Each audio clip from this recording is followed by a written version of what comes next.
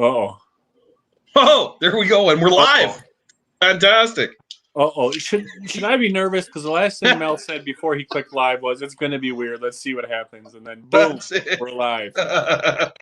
It's going to be one of those days, Chris. It's going to be one of those days. It's crazy because we're so spread out, but we're all getting hit by storms today. Yes. It's so it's heavy overcast and like borderline trees blowing over up here. Yeah, we've had like it's super windy, but not really raining. I don't know.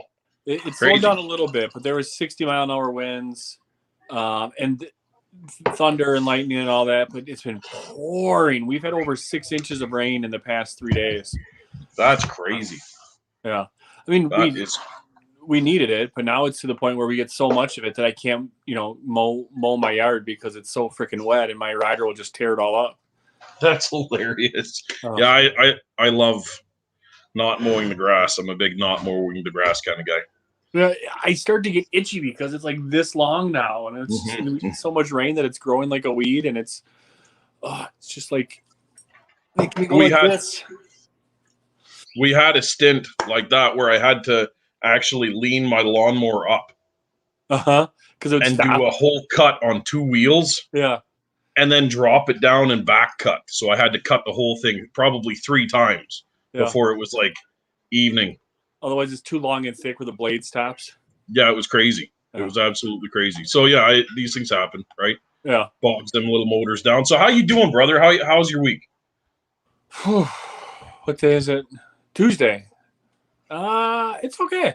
It all blurs together. We were on call this weekend, so I lose track of days when I don't have the days off. But no complaints. Life is good. Nice. Can always be worse. Keeping busy, eating food. No, I hear you. Kids have 3 weeks before they go back to school, so I think my wife is probably the happiest. Yeah. 3 weeks, eh? I think we're in that same boat. Yeah. Jeez. It seems like I remember when I was a kid, Christmas or summer holidays was like, it seemed like it was a week long. Yeah. Right? 2 months and it was like, boom, gone. And now I'm like, how long has it been? Like they're going back soon, or she's going back soon, right? And the wife's like, no, it's been 2 weeks. It's like, this is crazy now. Crazy. Because everywhere I turn, she's there. Everywhere. Everywhere. So, yeah, everywhere. And I'm sure you have this problem too. And I came to this realization today because, my 9-year-old, there's long blonde hair everywhere. I'm making tacos outside of my Blackstone, and there's a freaking long blonde hair, and I'm like, she didn't even help me prep today. Yep. Yeah. That my dad duties entail, like, the wife has hair almost down to her butt, right? Uh-huh. And I pulled, like, honestly, it's like Cousin It comes out of the drain every once in a while. Uh-huh. And it literally, like, I want to buy a set of googly eyes one day and, like, set it up in the yard and dry it out. And then, like, put it on a stand on her nightstand one night while she's sleeping so that she wakes up to see, like, this googly-eyed hair mess that I pull out of the drain. Because it's nuts. Like, I don't And I'm sure she, right after Scarlett was born, you lose your hair more, too. Yeah. And it's every once in a while, and I realize women do this. And we probably don't have a lot of women on our, watching our pod show, so I'm not going to offend anybody. But especially my wife, when she showers, I don't know, when she combs her hair must fall out because she just sticks it to the shower wall. Yeah. And most of the time she cleans it up. But every once in a while I'll walk in the shower the next day and I'm like, hey, yeah, you left your friend on the wall. Yep. You got to take care of that. I think our guest might be ready to come on. Oh, yeah? I don't know. He's doing hand signals. And I think he's saluting us. Oh. Should we bring him on? Well, if he's saluting us, I think we have to. All right. Ladies and gentlemen, I would like to introduce you to Chris Sussman, otherwise known as the BBQ Buddha. Joining us Ladies by and gentlemen. candlelight. It's jarring to go from trying to get your attention to being live. It's a different paradigm, but I'm getting used to that. So I was trying to help Shem be like, no, you've got to be sensitive because you have to realize why you feel that way. But here I am. Yes. That's how it happens. See, so in my duties as a dad and a husband, cleaning out those traps, right? Uh-huh. Can I pause you right there?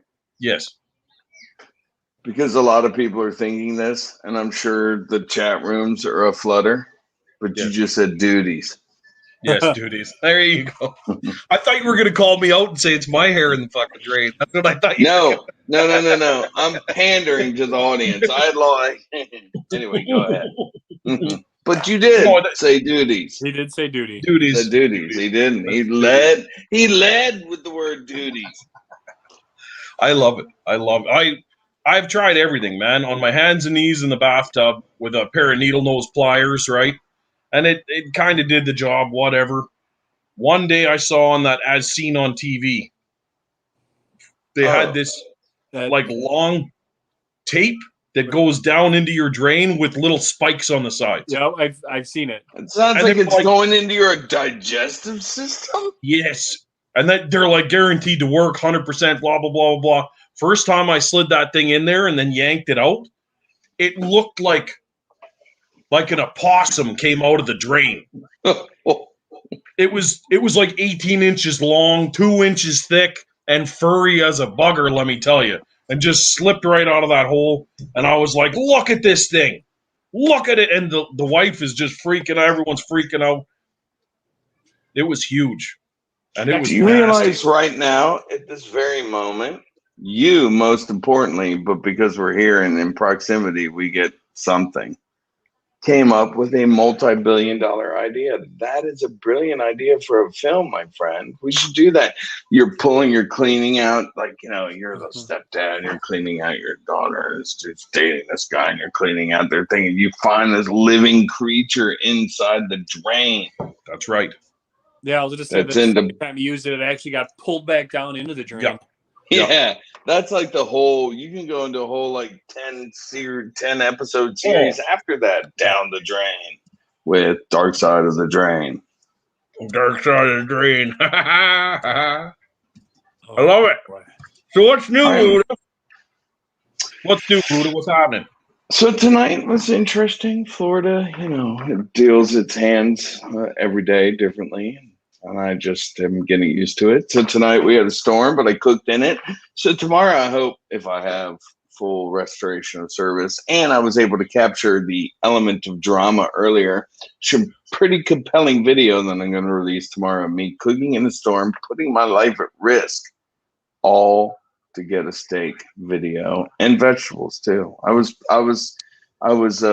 channeling my inner Shem. I was getting this beautiful like outdoor shot of the steak roast with the vegetables with the green and the red.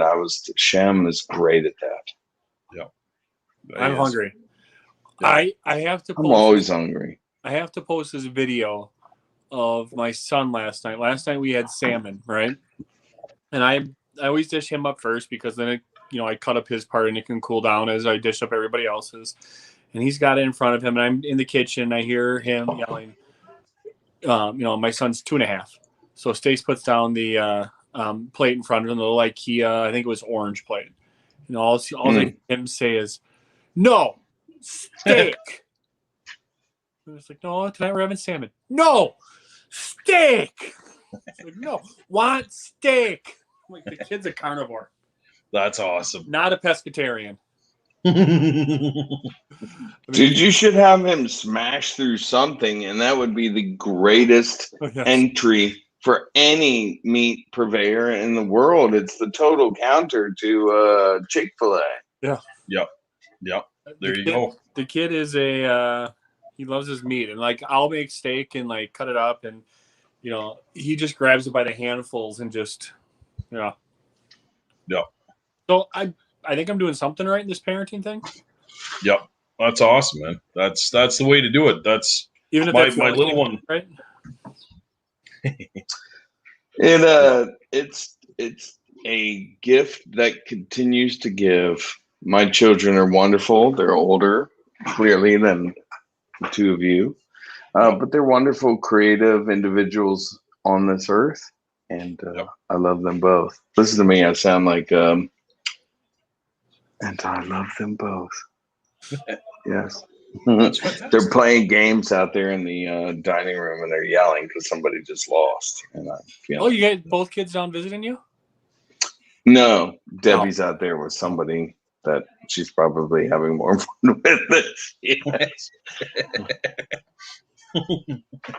So That's how awesome. are things getting settled down in Florida?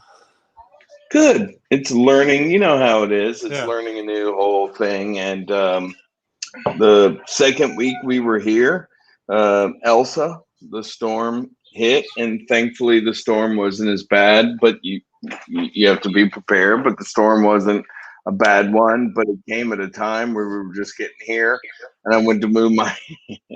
This is bad publicity, actually. I went to move my Mini Max, and I took it off the stand to move it so it was more secure near the house, and I threw my back out. And it had been a hot minute since I threw my back out, but I was out for a good 10 days, and I was reminded of my mortality.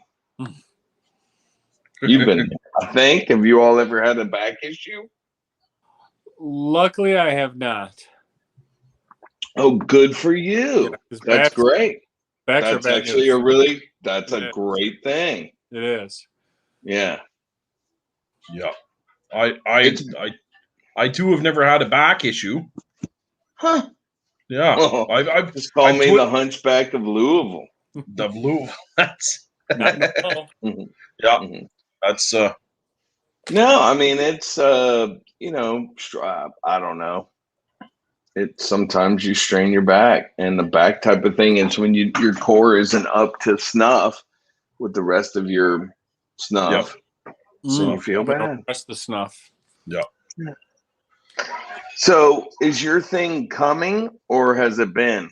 Because I know you were promoting a live thing that you were doing, Mr. Mel. Oh, your event for your your fundraiser. That's this weekend. All right. Yeah, so I'm gearing up right now. All the meat is secured. Everything's ready to go. We got beans to prep, things to trim. Just getting ready. How many gearing up? There was a picture I was looking at, and it was somewhere, maybe Facebook. I don't know. But there was a picture where Elvira was the photographer was standing catty corner to the left end of Elvira, so from facing away from or towards the firebox, and you had all the doors open. You had a lot of chickens, a lot of meat on there, and you were just doing your thing. And I was like, man, that's a proper barbecue. I mean, you were rocking a lot of birds, you were rocking a lot of all that. Why don't you tell us about that? That's awesome. I've tried to do that before, and I'm okay at it. I did a decent job. But I know the people that do a great job, it's a cut above. So tell us how you're the cut above. So the magic trick with everything with her, and it took quite a while of testing all the spots, all the grates, front and back. And her being Elvira. Elvira, yeah. I had to get to know her specifically. Our audience may not know, but now they know. Elvira, that's right. So in doing that, the quarter chickens, right? That was my test piece because you can taste it when it's too smoky. You can taste it when it gets crispy. You can taste it when it's rubbery, right? So if you can do a chicken thigh right in the smoker world, you're doing something right. That's it. So that was what I used as a base. That's also what I use when I'm perfecting my rubs, right? Because it'll kick it out right away. Like the skin will go funny, the skin will go rubbery, the skin will burn. So whatever, the quarter chickens, I would hide them all over this thing. And I'd only cook 10 or 20 at a time, right? But I'd hide them all over and then figure out. You're also curing your cooker. I mean, there's no better way to cure your cooker than schmaltz, and that's all the fat coming off the chicken, but you're doing it in a slow, methodical way, so you're layering it in. Yep, 100%. And then I learned where all the spots were. So say, like this weekend, I caught a cook 350 legs, and they all have to be ready at the same time. So I'm going to get that thing just raging, right? She's going to be running around 325, 350, which takes a lot of wood to get her trucking like that.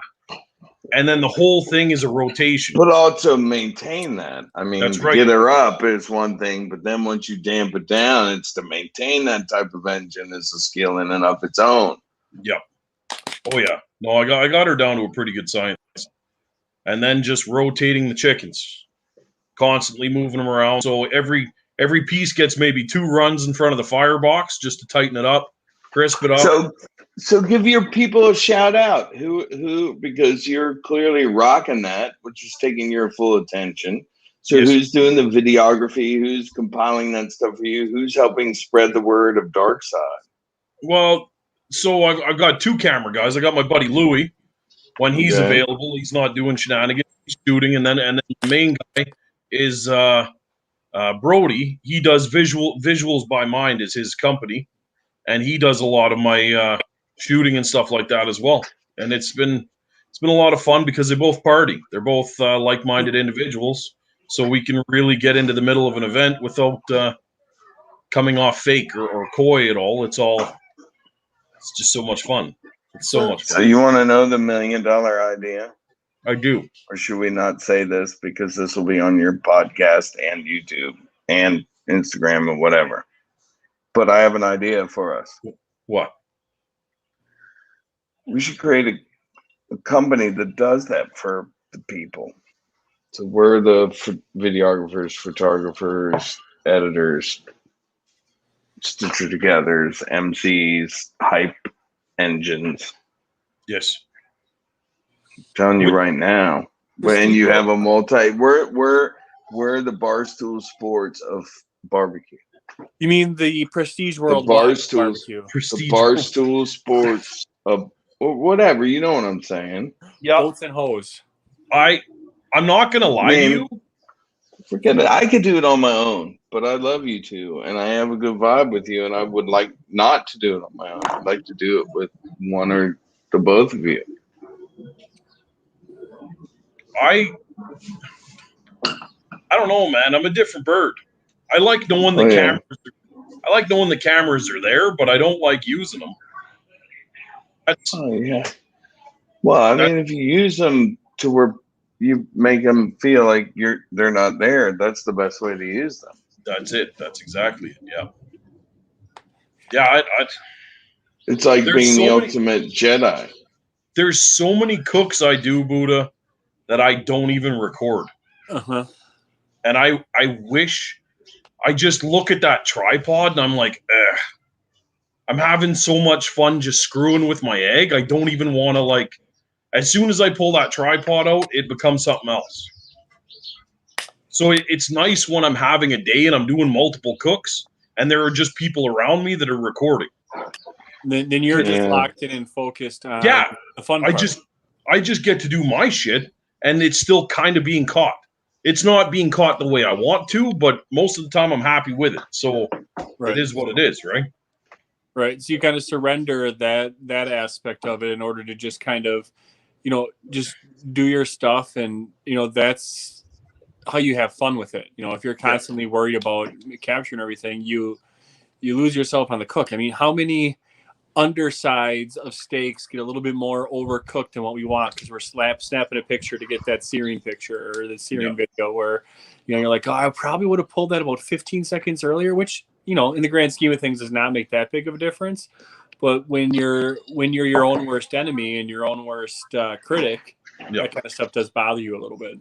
No, and that's when I'm editing, I'll never turn a piece in because it's never good enough.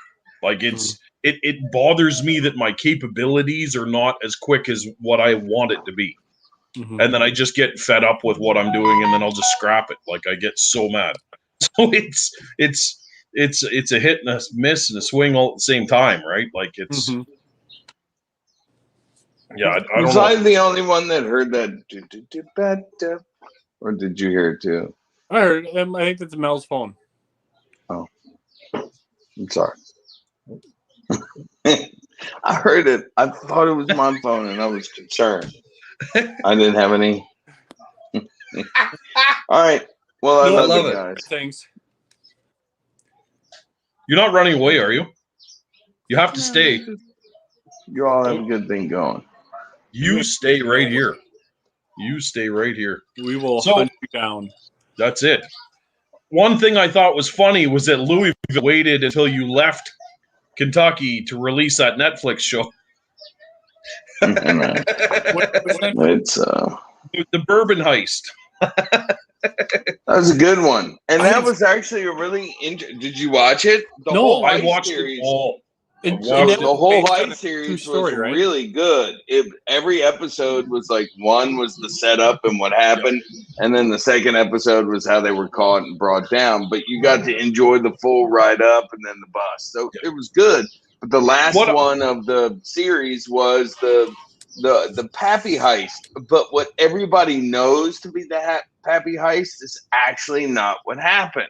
So I'm not going to spoil it, but it's worth watching this series just to see those last two episodes, because what you believe to be the Pappy heist, what you have built in your brain as the Pappy heist, is actually not what happened. And when you find out what happened and who took the blame for it, it's an interesting story. So there you go. Is it? I still just called The influenced a Heist? bunch of people to see that. Yeah, it's a great show. I'm going to have to check that out. It I'm was- looking for it something was- to watch. Chris, you got to watch it. What I loved was that, like, I've been not. This is online, whatever. I've been around those situations before, where I've just been minding my own business, and there an opportunity opens itself, right? And you kind of get caught holding the bag. These things happen, right? And it was neat to see everyday people, right, playing softball that figured out a way to beat the system a bit. It was really cool. It was really cool to see how that turned out for them. I totally get it. And just by chance, right? That's the neatest thing is Buddy's got six bottles of 23-year Pappies in his Well, kit, I mean, right? see, but the difference is I totally get where that guy was coming from. He worked in the rig houses. He worked in the system. It wasn't regulated. He had access to it. He did at the beginning of the market becoming so extraordinary. And he was like, hey, man, I kind of get it. Now, where I drew a line is when he started getting into like steroids and all that stuff. I'm like, hey, you're on your own there. But as far as the bourbon stuff, we're giving it away. But the fact that he wasn't, you have this thing in your head like this person stole hundreds of thousands, millions of dollars worth of Pappy, and it didn't go down the way you have it in your head. It's worth watching that. Yeah, no, I thoroughly enjoyed it. I thought it was very, very well done. I'm in the process of watching the new Cocaine Cowboys. I love those, and that's down kind of where you are now, Dade County, all through there, man. That's fantastic. I'm trying the history. I'm trying to get a gig as the barbecue dude for like major drug cartels. That would be an angle that's not covered very well, right? I'm like the taqueria for fucking. I would do it. So people that are watching us, let me know. Reach out to my people. I don't know. Buddha, now that you're down there, be my agent. I will get you beef ribs so clean you could buck a line clean off of these things. What is the first thing I said to you when we said goodbye on the weekend that we met? I want to be your agent, your manager. Done. Don't say Buddha be my man. I'm all in. Me and Shem will build a media empire around you that will be second to none. And at the end of the day, everybody will laugh because the three of us will be the ones that crack the code for Barstool's Barbecue featuring you. That's the one, baby. That's Smeller. I need no snow. You need to change your last name, dude. Sussman. It's a good last name. Your last name should be Mel Chiller. I think you just need to drop the last name. Mel Chill or Jim. Mel Jim. Like Madonna. Yes. Mel. Just Mel. Yeah, with one L. That's it. Yeah. With one L with a loopy long L. Yeah. I love it. I absolutely love it. We're gonna reduce you to one name. That's how. So this would be a compelling video. The last time we hung out on this platform, I challenged you to get a pizza, and people still are pining for us to do that. But you wussed out the last time, and I'm assuming you'll wuss out again. But here's something I would do. people would probably be very interested to see me smoking a cigar inside my house and see how long it would take for Debbie to come back here and yell at me to stop doing 3 minutes. that. 3 minutes. It would be compelling video. Now, the thing that we would need to know as agreement as the production company, the talent, and the audience is, if it is 3 minutes, that means in 3 minutes I won't be online anymore because I'll be chased out of this environment. So are we willing to take that risk for this compelling television moment? No. I love it. No, I don't want to. I don't want to get on Debbie's bad side. So you know what? I will give you credit for that. I will tell her that I tried to instigate it, which will be of no surprise to her, but that you all stopped it, and that will she'll get. Look at Darren's down. Yeah. Darren's that little devil sitting on your shoulder. Yeah, that's that's the last time I was in Toronto. I literally had people pitching in money into a pot to pay bail money for shit I was trying not to do already. That was they were pulling their wallet out already to be like, do it. You should do it. Let's do it. Let's all chip in. No. Oh, well, like people rent a private Uber or a scooter or whatever. We should just rent a private a lawyer or whatever they call them up in Canada. They call them lawyers there too. yes. Yeah, I didn't know. I mean, some oysters or something, right? You never know what they're called in another culture. So I watched this thing the other day that tripped me out about Canada. So it was one of these things. The southernmost tip of Canada is below the northernmost tip of the United States. So there's more people per capita that live above your southernmost point in the United States. I think it's all this weird sort of yes. Yeah. So is that and I'm like by like Nova Scotia is south of. All right, hold on. The Maine. We have a guest appearance. Are you leaving? I'm bouncing. Come in here. All right, come here. I have a guest appearance. Oh, I love special guest appearance. Sean. Sean.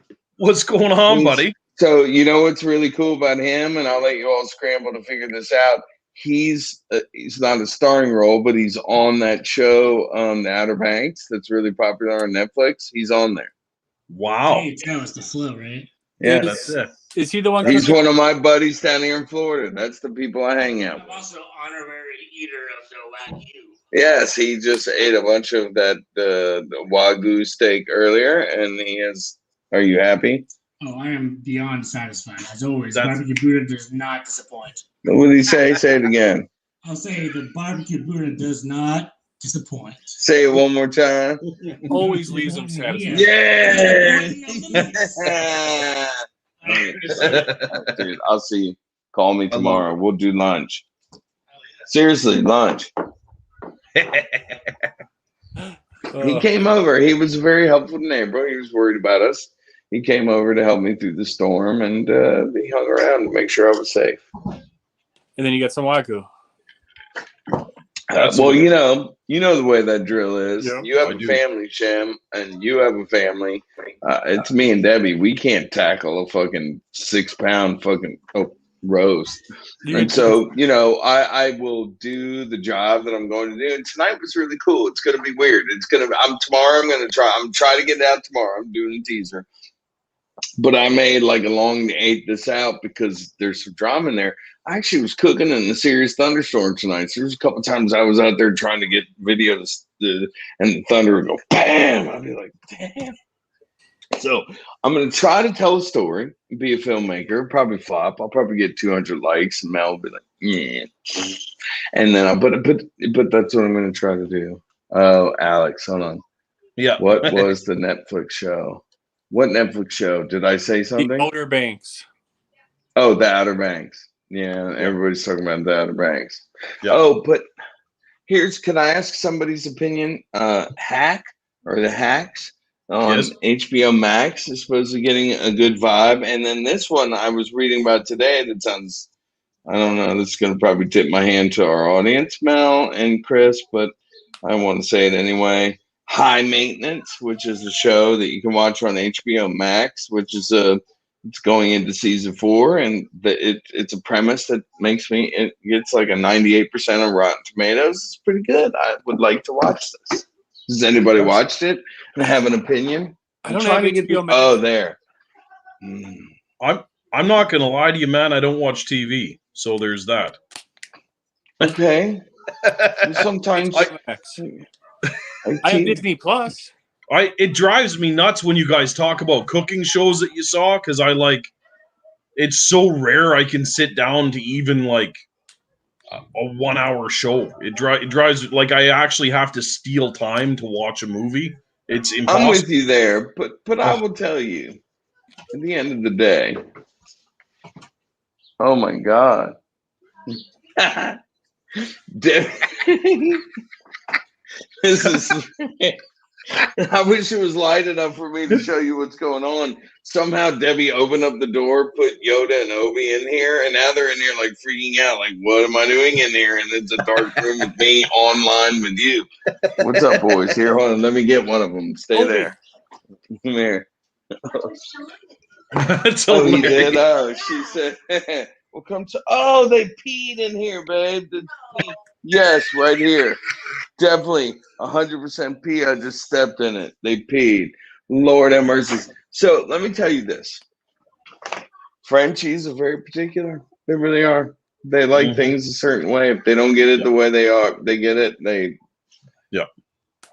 So I'm sorry that you all have to see. No joke. If you drop a dish towel on the floor in the kitchen and Elvis is in the kitchen, he will walk over to that dish towel and piss on it. Because that's his floor. He wants no cloth on that floor whatsoever. He was like 6 weeks old, and we had a kitchen mat in front of the sink, and we had to get rid of it. What was that noise? That you heard that? You heard it, Shem. What was it?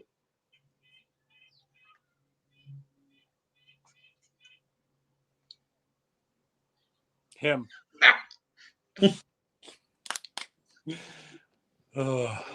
Bulldogs are weird creatures, man. Bulldogs are just weird creatures. Oh, let me ask you this. The Canadian government just lifted the restriction for you all to come down south. When are you coming down our way? I'm really trying to get together with y'all in October. Sure. I don't know. I'm trying. I would love to see you people, but I don't know. That's baby. He just called us you people. You people. You'll feel it. It's right around here. Here. Hold on. I got to show where the P is. Oh, it's okay. It's okay. Chris? I think you're wrong. No, okay. I don't see it anywhere. P. I may have messed that up, dudes. She's mad at me. You're always mad at me. I'm sure, but it may have been my P. I'm sorry. I'm sorry, guys. I thought I was. Hi, Debbie. I was high drama. She laughed. She left. Pretty soon, I'm gonna be like. You know what you just reminded me of, buddy? Sharon, the dogs are pissing in the kitchen again.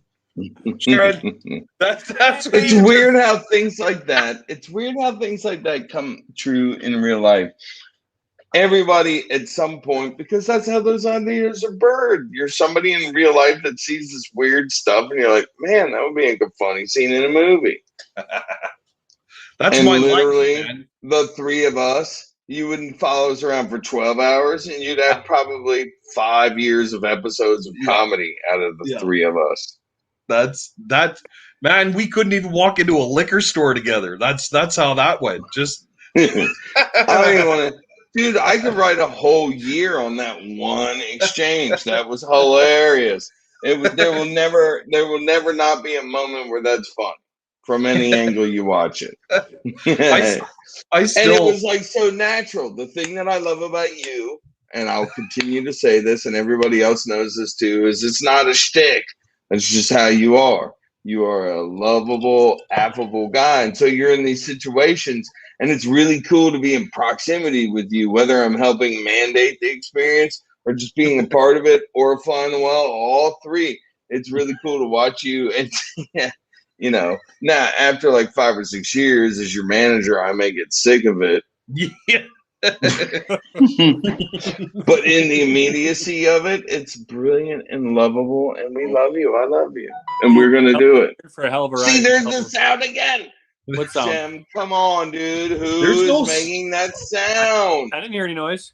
I've heard nothing. That's a network noise, and it is not Verizon. I can tell you that much.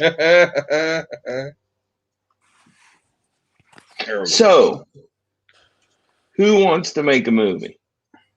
I'd love to make a movie. Wait. I gotta ask, what type of movie? Are my clothes on? I've been thinking about getting an OnlyFans. Absolutely, your clothes would be on.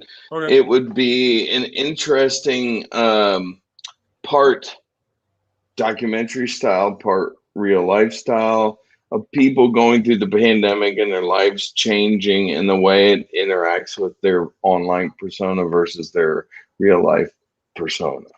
And I think it would be a neat story that people could identify with.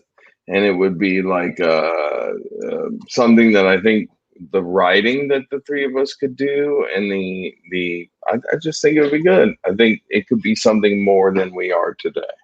But that's me. I'm a believer. I'm a magnifier. I'm somebody who wants to just. I love it. Yeah. I love it. You know what here's what I'm really, here's what I am. I'm hungry. I ate that steak earlier, but honestly, yep. I'm hungry. So I think me, you, and Shem should order a pizza. I honestly am telling you, I'm telling you, and you can work this into your weekly thing. People will love this. Right now, the three of us order pizza. The same pizza. We agree on the pizza. We order it. We get it from Domino's or whatever you said, Mel's available in your area. We get the pizza. We all order it, and we wait together online live. And we keep doing this stuff, whatever we do, until the first pizza arrives. Well, and we need to plan that show. Right. I'm planning it now. I'm planning it now. Oh, man. What do you say, Shem? No. You can't just do that. My wife would lose her shit if Skip put up the back gate here and she didn't get a piece of that. She'd go nuts. I do think we should plan a show where we're all cooking something to try to be done at the same time. Yeah. We should do the grill dads. I love the way that they hand off to each other. That would be an easy thing that the three of us could organize and do like a live thing. We're all cooking the same thing, but we could think about it from a camera perspective as to handing off the ingredients to the next person. That'd be cool. We should all get the same edible. And Shem doesn't do edibles. Well, neither do I, but it'll all make sense. Hey, the show must go on, right? I'm the outcast. People are now understanding that I am the rebel, partier. I'm the Jim Morrison of the barbecue circuit. Come on, now touch me, baby. Don't you see that I am not afraid? What is that promise that you made? I think we should make big old burgers and then do takedowns live. Oh, that'd be fun. That'd be fun. Like I think what would be really cool is if the three of us went to like parking lots of events and like killed the menu. Each brought an item and it wasn't competition. It was like just pure the joy of food. And the three of us like rained down on the parking lots of great football games.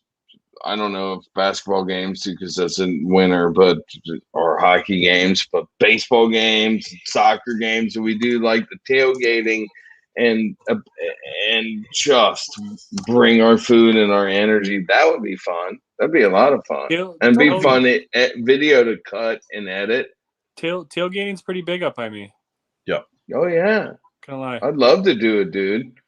I love that you met. What's his name? Lane. Lane. Yeah. Lane. Who's now with Houston? And now he's down in Houston, but it's like he's part of the family, and I Yep. love that he's doing his thing. And I think we need more of that, man. I've just started talking to some of the guys down here that are cooking for the Bucks and for the Nice. Lightning, and I'm like, man, whatever. I'll help. I'll come video. I'll come be a part. Whatever. I mean, it'll be fun to do that. So, Are you closer to Jacksonville? no, I'm in the Tampa Bay area. So I'm in Gulfport, which is in between St. Petersburg, Florida, and Tampa Bay. Right, and that's going to be a huge area for spring training too in the spring. Oh, it's insane around here. Well, my sister lives in Dunedin, and that whole area, North Clearwater, Dunedin. They have the Toronto Blue Jays, the Phillies. They have a lot of the Yankees. Yep. The Toronto Blue Jays. Yes, the Toronto Blue Jays are in right downtown Dunedin, where we have family. It's a beautiful place in Florida. Toronto Blue Jays. Toronto. Which is like where most of the people live. I was watching. Anyway, I was getting all into Canada, like topography. There we go. Hey, Alex. Alex, look, you know me well enough to know what I'm about to say is true. Let me know what the cost is and break it down. Break it down versus the travel and stay, right? So travel and lodging, and then your per diem, and then what your daily rate is for a crew. Because we could do it. We could totally do this. And then you cut that in half because Mel gives the best foot massages in the world, right? So there's that. And we could just hang out in Buddha's pool and get fucked up every day until we're done. And it's going to be beautiful.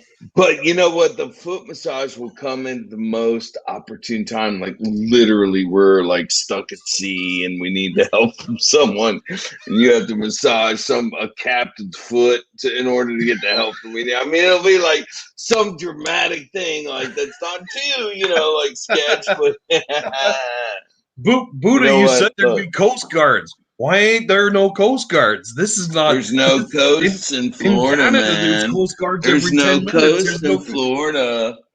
Florida has more coast. Yeah. Shem. That's a really awesome meat shirt you have on. Oh, wow. It's pretty. I like that shirt a lot. That's retro as fuck, man. That's beautiful. I wish Pittman sent me shit like that or stuff like that. Sorry, I cussed. Is that okay to do? You worry about saying shit? Big Paul on the grill. Yeah. We need that demographic. Hola, ¿cómo está? I love it. ¿Dónde está la cocina?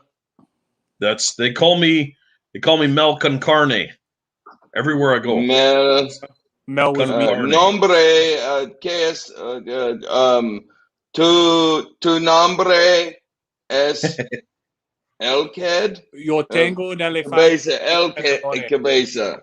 What? Tengo el cabeza? No, yo tengo un elefante en mis pantalones. So I'm sure Big Paul right now is trying to text this individual saying you're losing the Latino demographic. You're losing it right now. Oh, no. You all are crushing it. Talk about garlic and or chilies. Now, stat. All I remember them yelling at me about was penne el burro, and that was it. The pasta of the donkey? Oh, the pasta of your ass. It's the pasta of his ass. Yeah. Dude, the older I get, the more I look like Captain Ahab. Look at me. Or the dude that's... Look at that. I think you're beautiful, Chris. I think that looks like an ear pod, but really that's just my wax. I need to get attended to by a spa. Look at that. Yeah, you need one. People think that's technology. That's just overgrown wax. It's like a bone. I'm really not a very. Look at that. Look at that side of me. I look like the lead singer, Widespread Panic, or one of the hobbits that went with Bilbo. Look at me.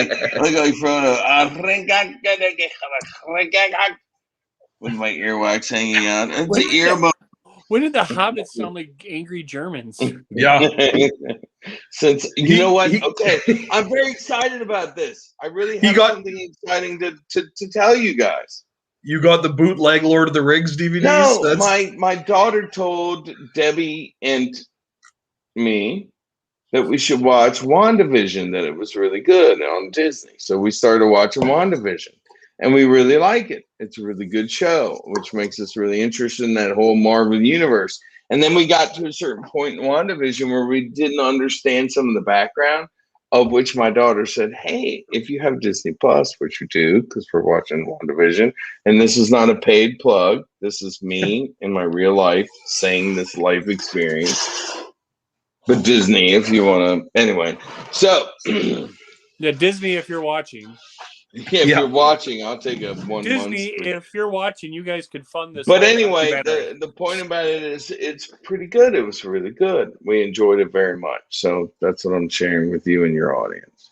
Yeah, I don't know much about the Marvel Universe. And I haven't watched WandaVision. Oh! There was I didn't finish that thought because I was really drunk and a little bit not lucid. Here's what I was saying. In the app on HBO Max, you could get to, or on Disney, because it's in Disney, you can go to the Marvel Universe and you could get down to where they have an option that says watch the movies in chronological order. And my daughter's done this, and she says when you watch it, it's amazing because some of the movies were made like in 10-year spans of one another. But the fact that Disney kept all of that together, so when you watch the movies in chronological order, it makes sense. So that's what Debbie and I are doing. We're educating ourselves in the Marvel Universe by watching the chronological order of all the Marvel movies on Disney. That's cool. That's fantastic. It's really good. They probably have it for Star Wars. It's too. a lot of fun, actually. It's a really good thing to do. The wife gets so mad at me. She'll finish up doing something. She'll come in the room, and I'm watching like World War II in color. And she's like, "Are you fucking kidding me? This is what you have 10 minutes of free time, and this is what you choose to watch." I'm like, "Look, hon, dictators. This is like dictators. Come on, this is hilarious." Yeah. But the funny thing is, the next day on your Instagram feed, you're cooking like taters. Yeah, exactly. They look like dicks. So. Dicks. Hot dogs. Hot dogs wrapped with taters. Yeah. Yeah, man. I love it. I absolutely love it. You know, it was weird. I was sitting here watching us right now as I answered that, and we all laughed, and I looked back at the screen. I was like, oh, Chris, they're funny, but who's that guy? He's a tard. And then I realized that was me. It's terrible. I just really, really, really blackballed myself from the whole internet after this. Thankfully, nobody watches our show, so we should be fine. So you're safe. It's terrible that I even said the 5 viewers that we have are all worse than us, so we're okay. Yeah, that's a true story. That's a true story. It's we have a lot of fun. You know what I mean? We do. If I were to all like Venmo you some money, would you not post the show to be on the interweb, or can you edit this part out? Because if not, I'm dropping now, and I don't think we can hang out anymore. I don't know what we're talking about. We did actually have to delete. We did actually have to delete one show, which was kind of sad because it was a really. Was it me? No. Who has that distinction? I want to win that war. Yeah, no, it was a really good show too, and that's the shit. Who was it? I can't tell you. I can't tell you, but it was good. It was really good, and then it got really weird, but fun. And then the next day he's like, "Please take that down right now." Can I ask you? He said, "My wife said we need to take that down." Yeah, that's what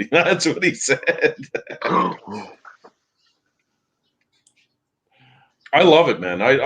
These things happen, man. This is what it is. It's open mic night, right? It is. Wolf, it's open mic night. The whole premise of this started when we were stuck at home and we needed a dive bar, so we became the virtual dive bar. So this is all the chats that we would have if we were sitting around. We should keep doing that, then. Having some bourbon.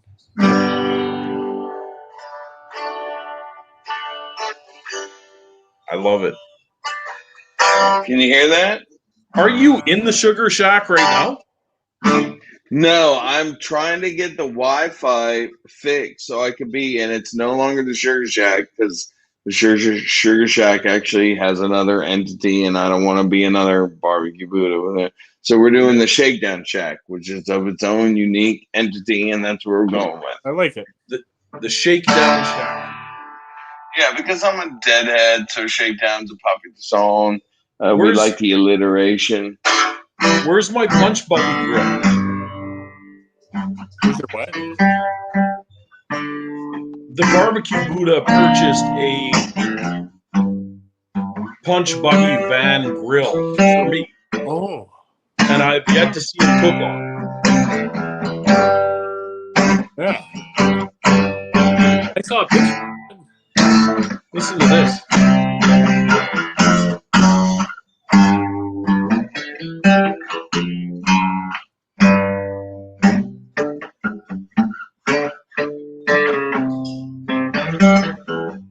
You want to see me piss him right off? Yeah, but the face. Well, my name's Conley Petitmo. He was my daddy and his daddy before. So I missed what you just said, but I felt it was compelling and I needed to have a voice in that. What did you say about me rocking somebody else's? Where did you put my punch buggy grill? Oh, so people were like, you got to get it. You got to get it. And then I started looking at it. And I was like, I could cook in it and it would be a thing. But then I really started looking at it. It wouldn't be the best thing for that. I mean, you could do it, but it was like one of those things where you're like, should I do it? So I'm like, it should be an accoutrement. It should be like a thing that is like I put beers in. Like I line it with like a liner and I put beers in. I don't think I should be grilling hot dogs on that mofo. Are you disagreeing with me? You cook a Snake River Farms prime rib. When do you want to see me do it? Tomorrow? You want to see me do it now? I can make that happen within the hour. What is it? It's 10 o'clock Eastern Standard Time in the United States. Within an hour, you let me drop. It'll be like covering the Olympics. You wait, and then I'll come back on live of it. Like, here's where I am. Here's my thing. Here's how I'm cooking it. Here's what we're doing. Yes, you say yes or no, Shem. Motherfucker, I'm stupid more.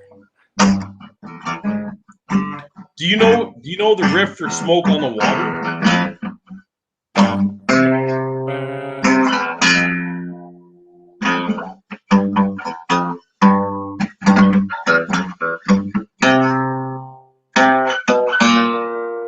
That's Smoke on the Water.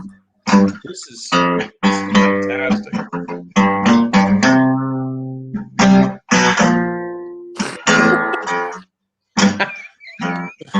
Darren's comment? Yeah. Well, this show has gone right to fuck, and I apologize for that. That's. Oh, I'm sorry. Is it embarrassing? Should I not be playing guitar? No, it's fantastic. I love it. I absolutely love it. You are the first. We've got a request for Freebird. Can you play Freebird? Yeah, here it is. Look. You don't have to. Not 1 cent you need to pay for that. It's totally 100% free bird. Play free bird. I love it. I love it. Play free bird. Free bird.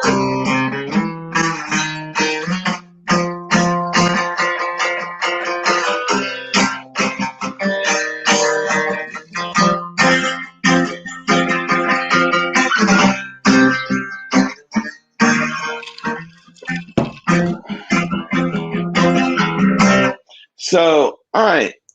Well, that's it. I think that's my pizza's here. Guys. I think my pizza's here.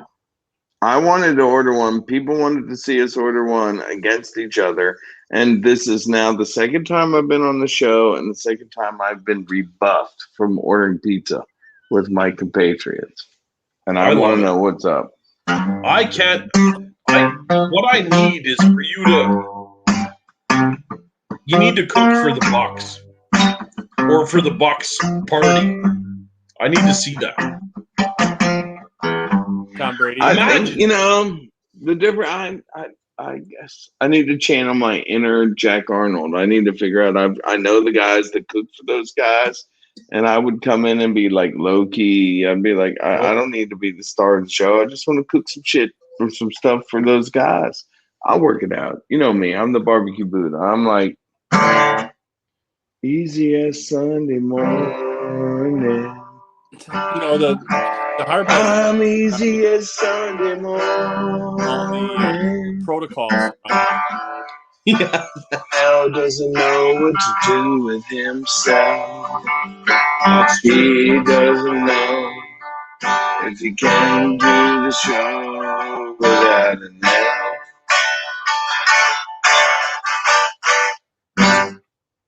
Wow. That was a Chris Sussman original.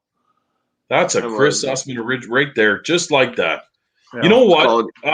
The first time that I met, or the only time actually that I met the Barbecue Buddha, we had a weird coming to Jesus moment with Tenacious D. Set the artist free. There are people in the world that, for me, it's a binary thing. And I'm a people person, like you are, like Shem is. The three of us, no one would ever say we weren't people. We were friend first, whatever, right? And I will die on that thing. I'd rather be positive, friend first. What's good for all of us is the good thing for all of us. So I forgot what I was doing. What were we saying? Tenacious D. So to me, it's an easy litmus test. It's a comedy show. It's whatever. But really, like, sort of guys that are there's a bit when Mel and I were getting to know each other, I thought he would have an affinity for, and I shared it with him, and he did. And it's one of those things that I just really like. It's a good friendship test. Not that friends need tests, but to know you share that same quirky sense of humor. Cock push-ups? Yeah, you got it too, dude. Well, how many cock push-ups can you do? Well, one. I guess one is all you need. One is all you need. Shem! All right, you're seeing us bromance out on After the Cook right now. The three of us are going on the road starting next weekend. And we are going town to town, taking this live experience to a tavern or a pub near you. That's right. After the Cook Live, we want to get us a VW bus. Yeah. We'll travel. We don't need a big tour bus. We'll just make it a VW bus. That's it. I mean, hey, why stop ourselves short? Why don't we have both? Why don't we have a big tour bus and we tow a VW bus? And then we going to town on the VW bus, but we go back to our really cushy VW tour bus. There we go. What are we? Disney, make it happen. It's funny that one of the things I am really the most excited about, and I've told you this individually, and I know you know this collectively, we need to do this, the three of us, live here at my place. And honestly, I would do it at your place, Mel, and I would do it at your place. I'm fascinated by the different locales, but I would really love to host you guys down here. So once the pandemic's done or whatever, we need to figure that out.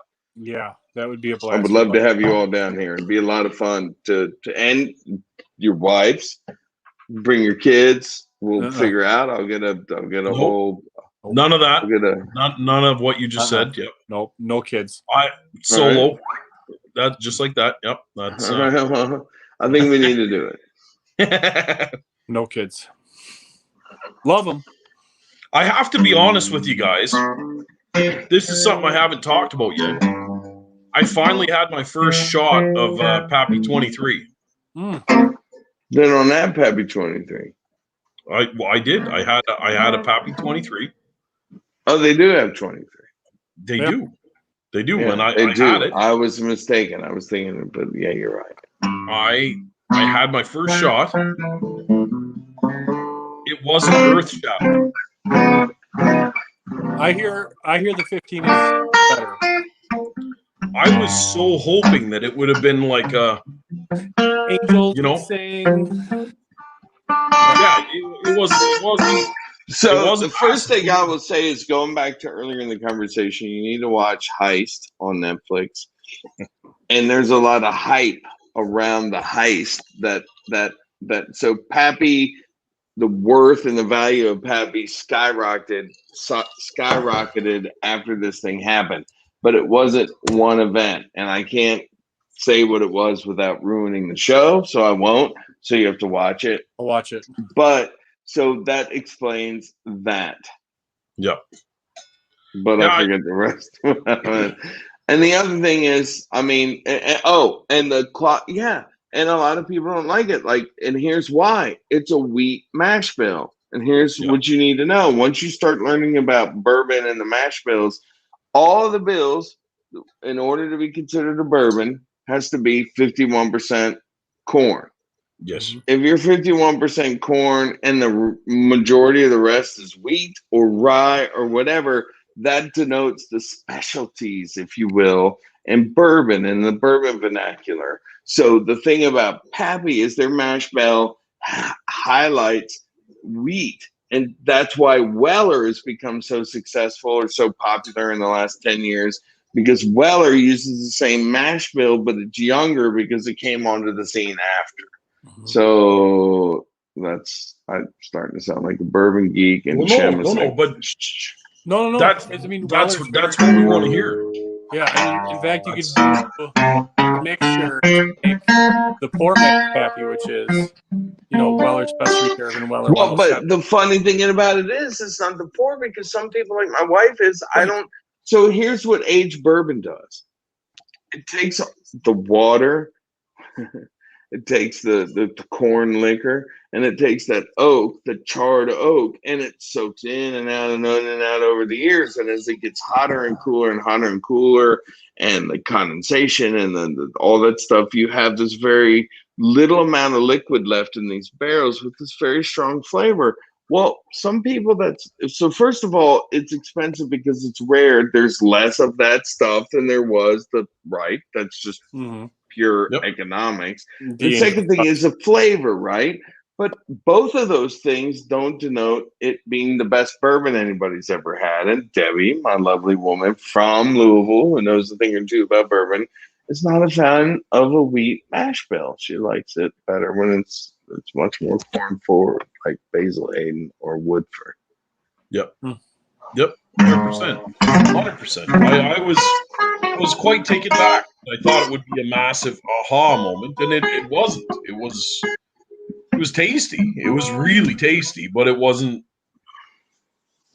And the way that I've always looked at collecting that stuff is, I'm never going to buy anything to sit on it and not open it. Right. If you come to my house and the bottles in my liquor cabinet, you'll be like, and now there's a couple bottles where I'm down to like 2 shots. And I refuse to let it go. And if you came and would really like you two, I would definitely do it with. But those are special. But I digress. Having your cabinet open to people to do it is the way I look at it, no matter what the value is. I'm not looking to buy it, to trade it, or make money. Yep. I can make money in other ways. I'm buying that stuff because I want to drink it. I want to drink it with the people that are the closest to me. All the bottles need to be open. The only thing I don't. Everyone. My Pappy is the pour that I had with my old man on Christmas.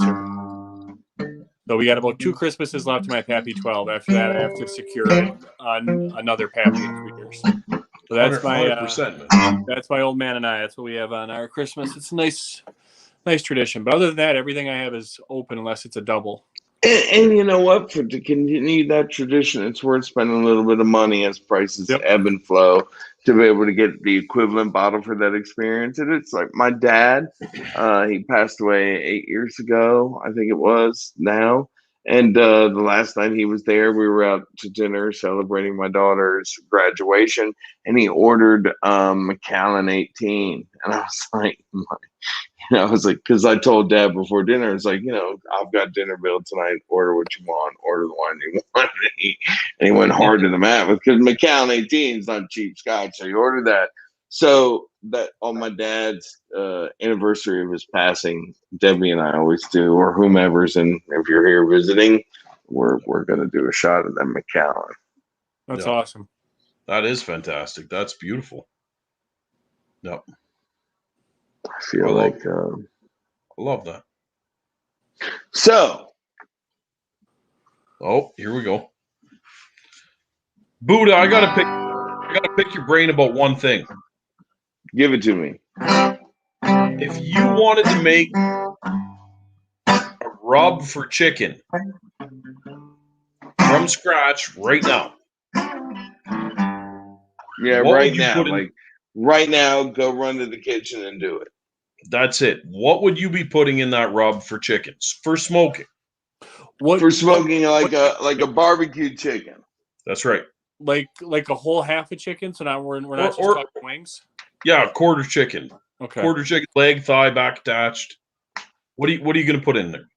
No, you gotta do paprika for color, you gotta do garlic for flavor, onion powder, you gotta do maybe mustard, maybe not. Oregano, salt, pepper. You gotta do some olive oil. If you're like going really exotic, you could do like dried oregano and chilies reconstituted with olive oil or ghee or something like that to make things basil. Yeah, I do that. I do those strong flavors with some red chilies to make it stand out. Little pop of some acid, little lime or lemon, and lemon for that type of flavor. But yeah, get that skin all charred. So if I'm doing like whole chickens, I want a little bit more of a thinner, finer rub, as opposed to if I'm doing wings. If I'm doing wings, keep them dry. I want like the big particles on the rub. You want to be able to see it and feel it. But if I'm doing like a quarter chicken, I'm a big fan of balancing sweet and heat. So I would probably want to do a little bit of granulated honey to try to stay away from heavy sugar, because I know that if you're going to smoke for long periods of time, the sugars burn and you get too much of a char. But I would do like some granulated honey and then cayenne pepper in there too. Yep. And garlic, heavy on the garlic. Yep.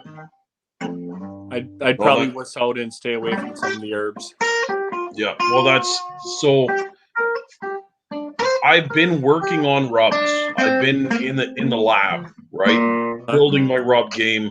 I've done a very basic rub that I've been knocking my quarter chickens out left and right, and all of my events, people have been just on, like, the chicken is nonstop. It's been totally just hitting it out of the park, right? And I'm always like, this was so basic. I can push this a bit. I can push this a bit, but I don't want to push it too far and fuck it up. You know what I mean? And I did something today just for fun, and I threw it on some chicken wings, and I threw the chicken wings in there. Man, I ate half of them before I even brought them in the house. They were so good. I have an issue with the whole food blogging thing. Really, I have an issue with that, what you just said. Okay. Some people cook that stuff with the photograph or the moment. I cook it to eat it, and it's so hard to balance. I'm like, I just want to shove that beautiful shot in my face. There, I said it. It's so, Buddha. It's funny you said that. Today, I put up a video of me making tacos. Yeah. Was your shirt? Am I bothering you with playing the music? No, not at all. So, in this video, I cooked a beautiful Wagyu steak. I cut it up. Beautiful. Threw it in some taco shells. squirted my favorite hot sauce on it, and then I ate it. And that was my taco. The hate I got from that was just artwork. And it was, I literally put it up as a joke. Just to show, like, it's, I was going to eat the steak with the hot sauce. That was all I was ever going to do. So I thought I'd do a play on Taco Tuesday, whatever. I love that taco. You had that little taco shell loaded up with like 5 pieces of steak, half a bottle of scorpion sauce. As I'm watching you do this, I'm like, I could not do that. And it was freaking wolf that down. No, like literally, as soon as I put it up, I had people messaging me like, "Come on, man, you should try. You should try a little harder. You should put more into this." Blah blah blah. And I was like, literally did this as a joke. Just because it's Taco Tuesday, I'm not actually having tacos. I'm having steak with hot sauce. Like, that's all I wanted. Doesn't matter. It was weird. It was just a weird, fun thing, right? And I had a lot of fun with it because I get like creators like Buddha, right? He's posting. You're a posting huge recipes every single post. Like, there's all kinds of documented this and that. I am not in that canoe. I'm not. I'm literally cooking shit that I'm really eating. Good job with your YouTube. I mean, you really have been consistent with that. That's impressive. Well, I have fun when I do make things for recipes, but this was just to eat, and I posted it just like that. And everyone is so accustomed to watching, and this was like my message to you, Jem, about the 58-second beef Wellington. Now I got it. There's no such thing as a 58-second beef Wellington. Yeah. If you're trying to jam that cook into a 58-second video, like, piss off. That's crazy. That's you can do it. You can do it. I can do it. Give me your raw video. I'll do it, and I'll tell a great story. I'll do it. Send me your raw video. Give him an hour. I want the challenge. Alex Cruz should be like, no, let me do it. No, I know what to do. Give me the raw video. I will take your beef Wellington and turn it into a 58-second video. No more, no less. Some things... I'll do it without voiceovers, because screw that. Everybody's like, the garlic.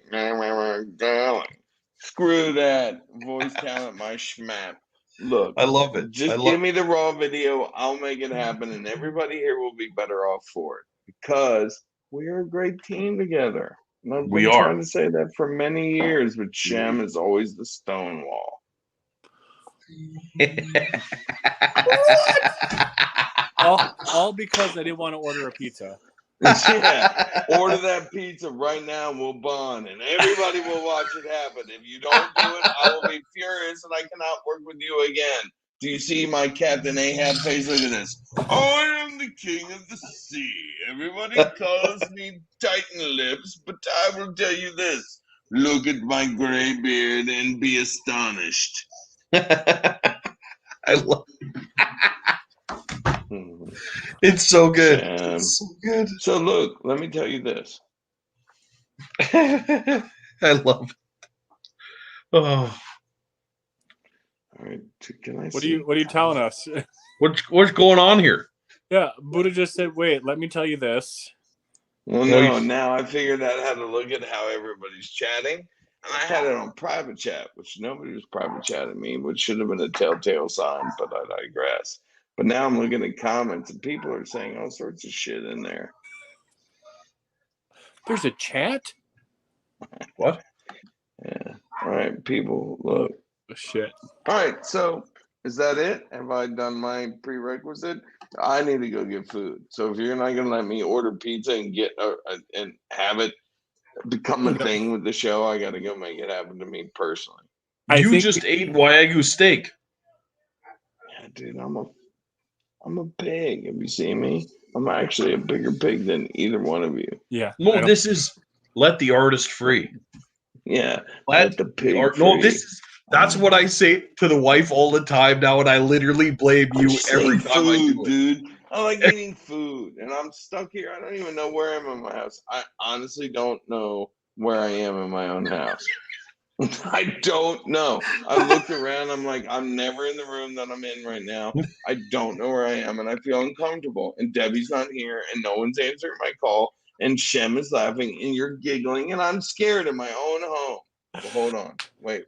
So cold. That's so good. It's so cold. good. That's I feel better. so We need weird thing about Canada Post, just so you guys know. I got a parcel today from my cousin. I'm not saying which one or where, but I got a parcel today from my cousin. I open it up, and it's just a bunch of weed. And I'm like, I don't smoke weed. What the? So now I like after we're done this, I have to call them and be like, what's up with this? But I'm pretty sure that they're hinting that I may need an attitude adjustment. So, well, can I subtle. just, from my perspective, there's nothing but good things that happen in the world when you, as an individual and a community, smokes weed. But no. I'm not going to get on anybody's political left or right. I'm just saying that's my personal experience. If it's something you don't want to do, don't feel like you have to heed that thing. That's all I have to say. I don't know. I think it might be time to dabble, perhaps. Yeah, you It's look like actually, you might be I can really developing honestly some glaucoma. say from a person who suffers not bad, but a little bit like social anxiety, like we all do, and and ADHD, all that kind of stuff. It Yep. helps. Not right now. Right now, I'm making an idiot of myself, but normally, like during the day, it's pretty helpful. Well, that's what I want to hear, because I think I might start looking into it a bit. I remember when I was younger, I and I thought used we to were cool, Mel, and you set me up for this. I am cool. I'm just not that cool. But I remember when I was younger, food used to be such an orgasmic thing. Yeah. I don't know if I could take that kind of orgasm. Yeah. Foodgasm. Because it's like I would say I'm stone cold sober, but that's not true because I drink beer in the morning, right? But still, like my food that I cook during the day is unbelievable. I don't know that I could throw the like that. I don't know, man. I don't know if you guys would be you know what? that kind Here's of content. what I'm willing to say. My food that I throw down during the day, the night, in the morning, it's all good. It's the best part for me is when I'm able to let go. Not have to worry about something that I have to do or some message that I have to convey. I'm like, here's a bunch of stuff that I can use. Here's the thing that I've thought about. I'm trying to create a thing that tastes like this, and my brain goes into it, and I have the opportunity to create it. That's the best opportunity for magic that's it. That's why I do this. Yep. Anything else is short of that. I could copy or mimic or write down or all that stuff, and I want to help people. I want to help people learn. But you give me like a palette of ingredients and say cook something, I'm going to cook something delicious. Yep. Really delicious. Yep. Oh yeah. Yeah, man. No, you've got the gift for sure, man. That like your book has taken me. Gift. No. Your book has taken. Your... Go ahead. I'm sorry. You shut your mouth, Buddha. Yeah. I'm sorry. Can you take this compliment? I'm talking too much. I'm sorry. Your book has tightened my game up for sure, and I do have to say that I visit your book and I revisit your book a lot, especially in the sauce game. I love that, man. It's been very good to me, and I really appreciate it.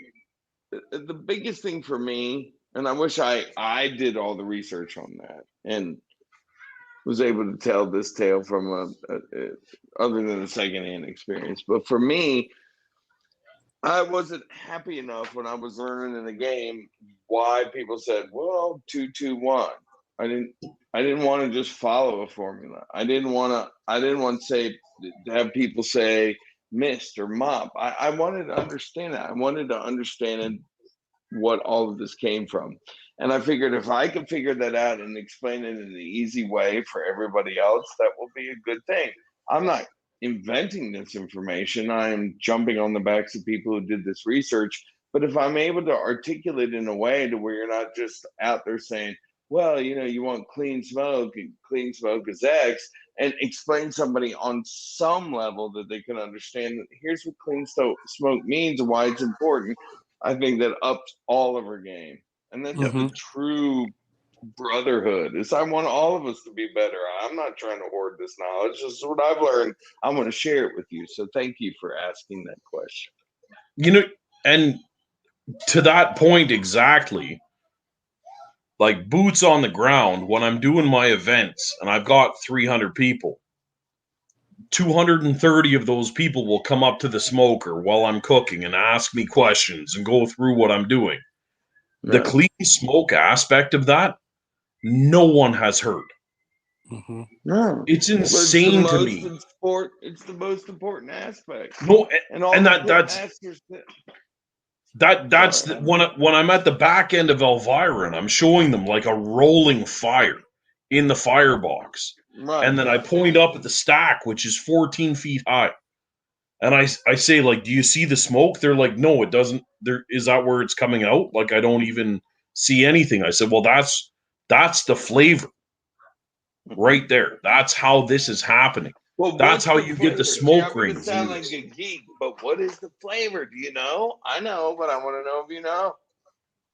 What is clean smoke? What is it you're looking for? We're talking about the physical manifestation, but what is going on at the molecular level? What's happening at the meat and at the chemistry level of the wood burning that is making this possible? Do we know? And by knowing, do you have more control over their environment? I would argue to say yes, but that's the reason why I'm selling and hawking my book. No, and 100%. You get a good spritz going, right? With that clean burning smoke, and it's taking in everything. It's taking in the flavor of that wood without any of the byproduct, and it's amazing, and I love it. I absolutely, yeah. And your book has been spot on, man. And I'm just one more time, hats off to you. It means a lot to me. Writing a book was an accomplishment, but now that I've done it, I would like to conquer.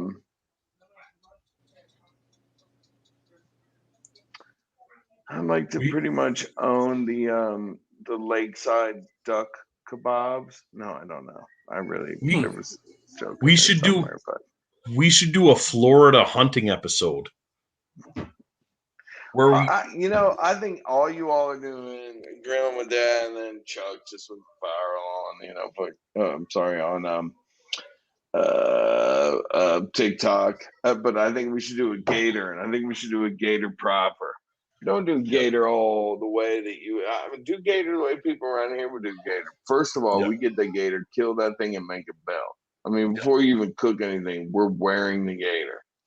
Shem has shoes. You have a friggin' hat. I have a belt. Where that gator isn't going down without a fight, and we're gonna totally show the spoilers of everything. And then after that, we're not making a smoke gator or a gator that looks like pulled pork. No, we're making gator like they eat gator around here, and we'll figure out what that is. But we're gonna make that, and it's gonna be legit. People are gonna be like, yes. Deep fried gator nuggets. Yeah. Yeah, gator nuggets are good. Gator tacos are good. Nashville hot chicken gator. Nashville hot chicken gator. Yeah. A gator, a gate ducking. A gator eating a chicken eating a duck. I actually find it humorous that the Canadian government has kept me from cooking a gator. I think that's bullshit. I think there's a conspiracy. This entire time, Chris, how long have I been talking about cooking a gator? Since I've known you. And I see the videos that are posted of cooking a gator, and I'm like, how about this? How about this? And this is something we could do. You always rebuff me when I'm like, let's order pizza now. I get it. So let's do a long thing. The three of us commit to ordering a gator. One of us find out who we order the gator from. We reach out like Shem used to do with the Big Green Egg Brotherhood and be like, hey, we'll give you whatever. One of us reaches out and says, hey, you'll get a bunch of exposure. If we each get a gator for free or at a discount, great. If not, I'll pay for my gator. We all cook the gator and we all do the gator. It's a gator trifecta. They can't ship it to Canada. Yeah. The Canadian government will not let the gator in. Buddha. They can now. They will now. Buddha. I've been trying to cook a gator for 3 years. 3 years I've been talking about cooking a gator. Okay, how about this? I just read this article, and I may be wrong, but I read an article.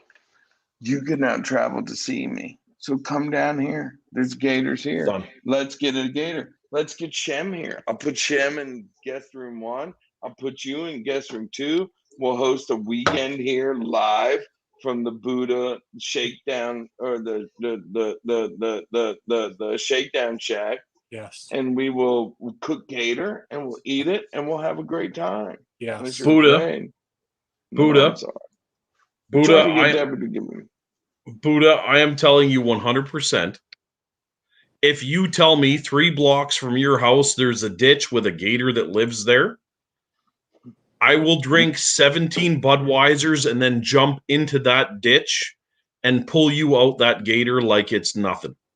But how about this? That sounds fantastical, and I agree with that. But people know us well enough to know that we have a reputation that you can come down to a place where you can get gator.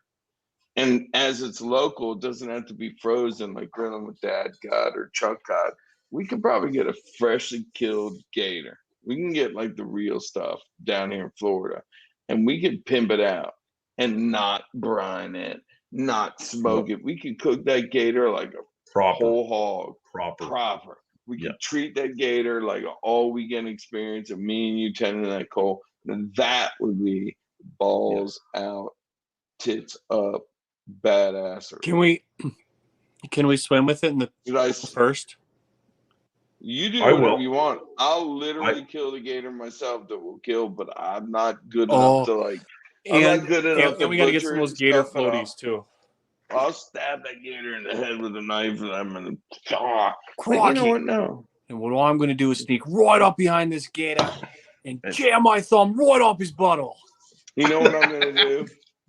I'll do it to both of you. No. You know what? I'm really. Last week the doctor checked my oil. Can you, if I said give me 2 minutes, will you give me 2 minutes? Can you all talk and I could go do something and I'll be right back? Okay. 100%, brother. 100%. Thank you. I'll be back in 2 minutes. I have my headphones. No problem. Nope. Yeah. This is fun. This is actually fun. This is a good time. Do you still hear me on my headphones? I can still hear you. Still hear you. We can't see you. We can't see you, but we can hear you. Can you hear us? I feel like a roving reporter. I'm in my kitchen. Live on scene now, we got Chris Sussman, the BBQ Buddha. Debbie's probably really upset to hear me like this. I'm getting crackers. We learned from Dave. Shit, why am I blanking on Comedy Dave's last name? Yeah. Not to go to the bathroom when you're on one of these and you're wearing your that's somebody's pissing again. Somebody's backing one out. I've been there. Oh yeah, we can see him. Right. There he is. He's eating crackers. You can see me? Yeah, you're eating crackers. How do you see me? I love it. I love it. You're gonna hear me eating crackers. All right. No, we can see you. Honestly, how can you see me? Yeah, right now you're raising your right hand. I'm not.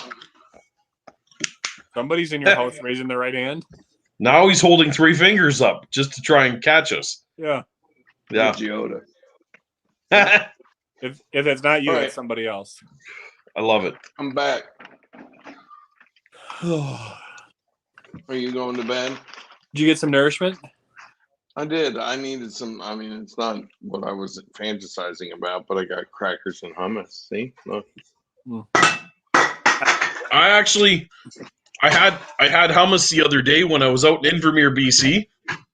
Yeah. It tasted like nacho cheese. They did hummus that tasted like nacho cheese dip. And so I was my daughter was here And she's into all that organic, Shit. like, Yep. yeah, and Yep. stuff. Not Yep. so much vegan, but like stuff that's anti-inflammatory and that kind of thing. Cost more And money. she had cashew like cheese, and we all ate it. It was pretty good. They So have Debbie, that. Jessica, hold on. Jessica left, and Debbie's like, "Well, I'm gonna go get that." And I'll enjoy it. It was good. It was probably healthy for you. She got whatever she got, and when she warmed it up, it smelled like farts. Bad. Debbie and I are both like, "I don't care how good this cashew cheese tastes. It smells like farts." So that's our cashew cheese story. They have it at Costco, and I can't bring myself to.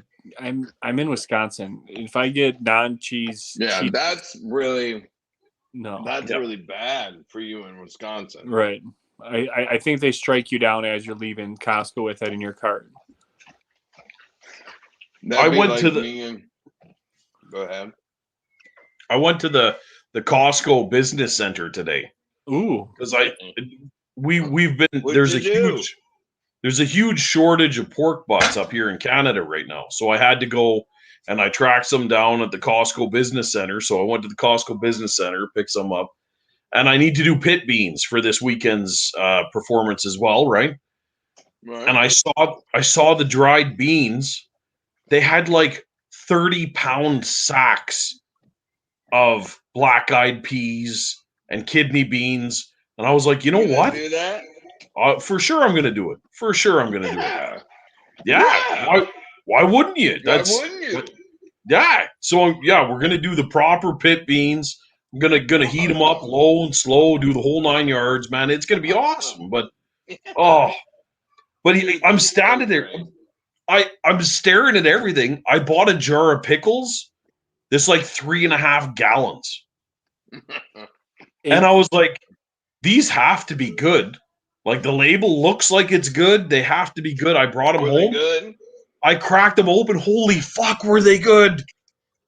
And I'm like, what's the brand? I don't even remember, man. But you Americans have this figured out. The reason why you know why? It's a numbers game. I don't know. It's a numbers game.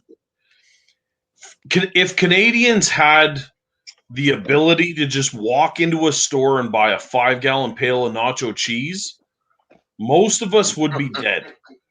Most of us would be dead. Keep in mind, weed is legal up here. You can buy edibles at like 7-Eleven.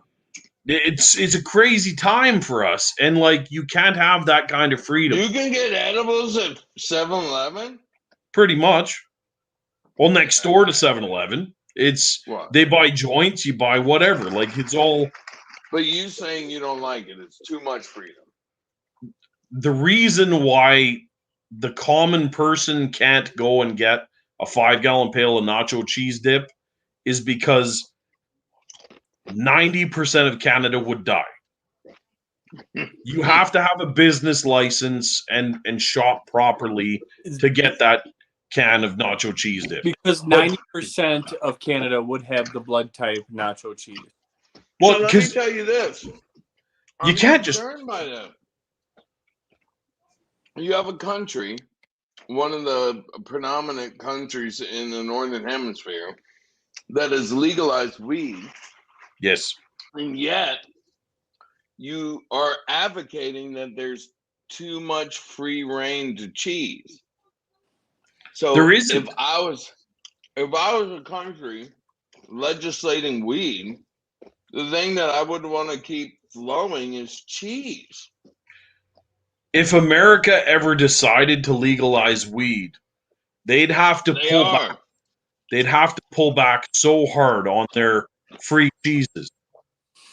They can't be that free. You guys have to from 5 gallons to 2 gallons. You can't just let. You guys have so much freedom with the stuff you buy. You have to pull back. You have to pull back. Tell you this. It's crazy. In the big picture, it's better. All right. I'll give up the short-term battles of free slices or free toppings or free pizzas. But in the long run, if you cater to me being a regular customer, because I'm high all the time now that it's legal, I'm stoned and I need pizza. Yep. I have a problem with people wanting to take away my cheese liberties. Man, I didn't even know what cheese liberties were until I saw someone post a 5-gallon pail of nacho cheese dip. And I was like, and this is me. This is me, and people are going to be controversial. But if somebody were like, "We'll take away your gun rights or your cheese rights," I'll be, "Please leave my cheese rights alone, please. I like my guns, but I need my cheese. That's all I know." Yeah, it's crazy, just crazy. So this business center is just like, it's But nuts. it isn't center; it's in the middle, right? Is what you've been telling us all night. That's right. That's right. Did they have like whole hogs and whole goats and Oh stuff? yeah. Oh yeah, they got whole animals. They've got the donair on a spit, right? They've got pallets of them where you can buy the donair meat on a spit, like ready to roll. I'm like, this is insane. Never mind the Trompo King. I need something that's 2 feet tall that spins properly. Like it's Yeah. And Dude, and that's you all had you need to say is it's 2 feet tall. you had the willpower not to walk out with one of those? Chris, I'm not going to lie to you. I am actually looking into a restaurant auction to purchase a proper donair spinner so that I can go back to the business Costco center and buy the donair meat that fits on that spinner. Because how did I know?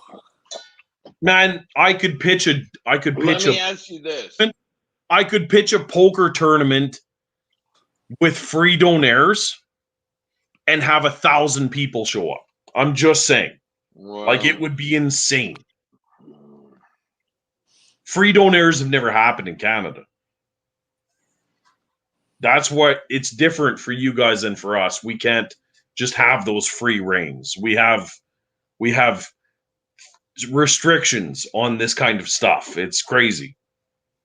yeah. If we had AK-47s up here, like, there'd be no ducks. Well, we're not allowed that kind of stuff because that'd be crazy. Then you'd have Farmer John running out shooting everything that twitched. It would be nuts. It would be. Oh Lord. Yeah, it's a bit different. You guys have a lot of freedoms that you don't really know about, but they're there. We got the cheese. Wow. Yep. Jeez. Great name for a band.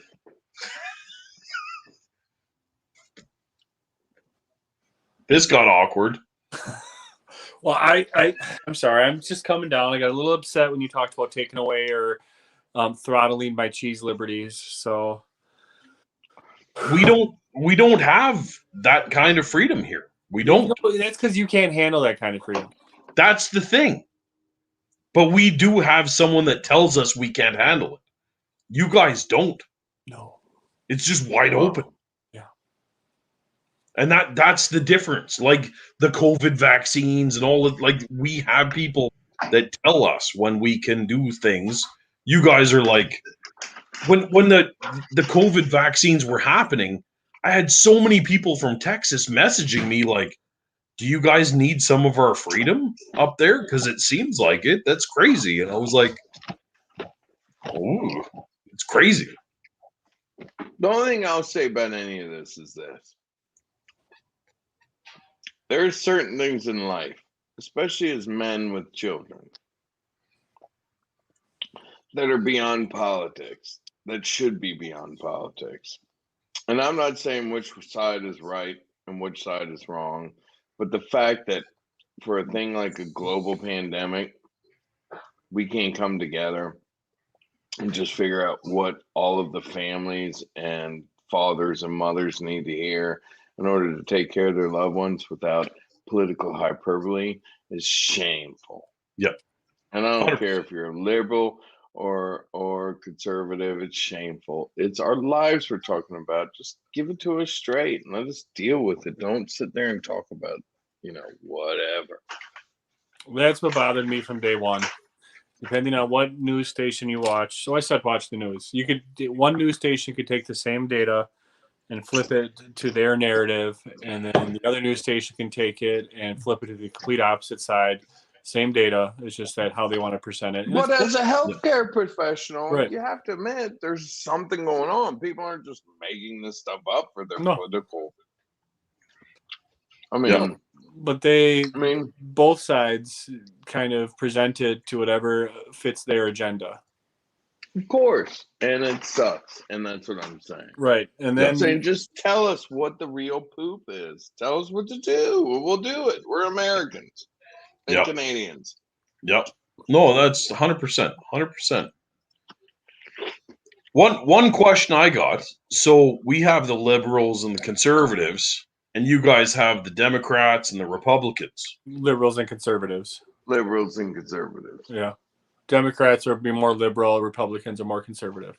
There we go. Okay. So it's the same thing, just worded differently. Yeah. Okay. There we go.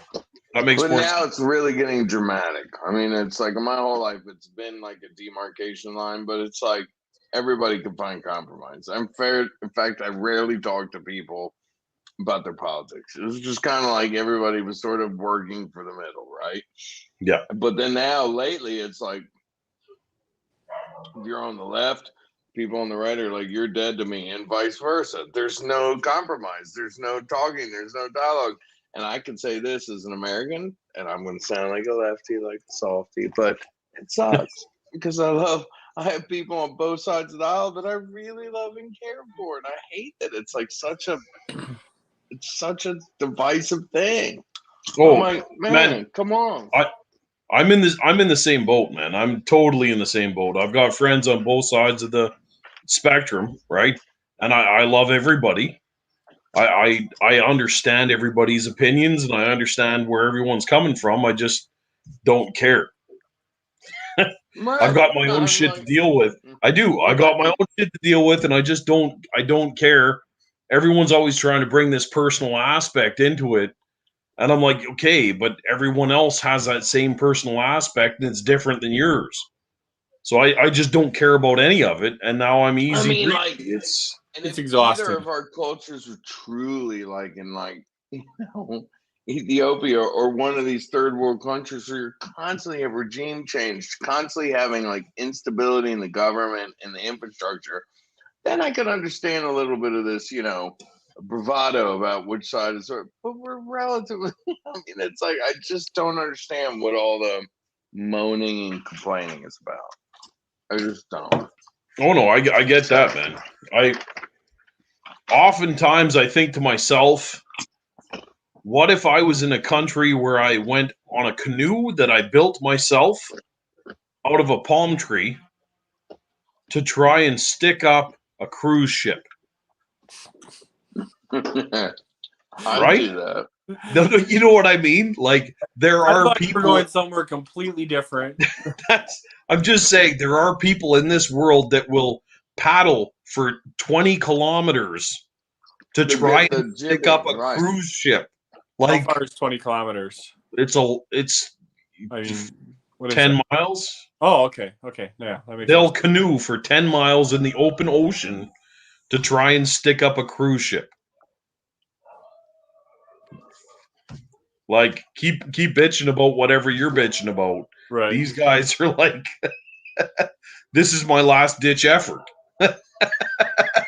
It's gentlemen, insane. I love you.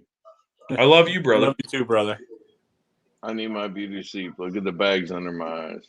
Yeah, it's almost 11 o'clock by you. No worries, buddy. Thanks for joining us. But hey, we do need to schedule a show where we're maybe cooking and, maybe we're making like a 3-layer smash burger, 1-pound smash. I'll do it next Tuesday. And we take it down. Done. I'll do it next Tuesday. We will have to do that. Done. It's in. It's booked. Guys. That's it. Love you, brother. All right, buddy. Be safe. And he's gone. And he's just like that. What a beauty. Whew. What a night, eh? We've never been serenaded on After the Cook before, or even just had the live background music as we talked. It was beautiful. That's a new one. It was I love it. What a beautiful night. Yeah. All right, we good? Well, buddy, I think we did it. Beautiful. Anything goes Fantastic. after the cook, folks. And yes, I do think it'd be fun for us to sit here and eat 1 pound burgers with grease just dripping off of us. Yep. All three of us, 5 minutes. You guys are just watching us go. Yeah. Stuff out of our beards. 100%, man. That's awesome. Yeah. Yeah, this was a blast. We'll make it happen. Right on, man. You sticking around for a second? Offline or online? Yeah. Yeah. All right. We'll be back. Good night, everybody. Good night, guys. We'll see ya.